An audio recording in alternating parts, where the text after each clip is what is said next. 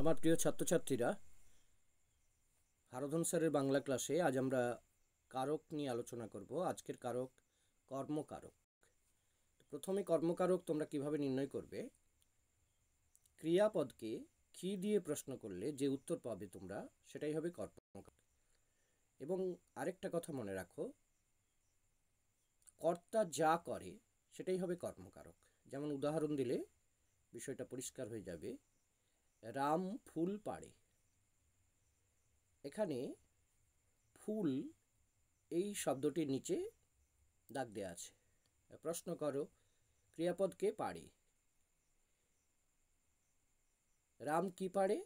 ফুল। শ্যাম ভাত খায়।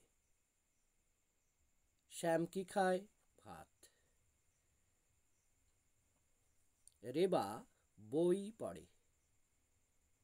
রেবা কি পড়ে? বই। অর্থাৎ কর্মকারক নির্ণয়ের সময় তোমাদের যেটা মনে রাখতে হবে, ক্রিয়াপদকে তোমরা কি দিয়ে প্রশ্ন করবে, আর মনে রাখবে কর্তা যা করে তাই কর্ম। আজ কর্মকারক। সবাই ভালো থাকবে, আনন্দে থাকবে। কোথাও কোনো সমস্যা হলে অবশ্যই কমেন্টে জানাবে।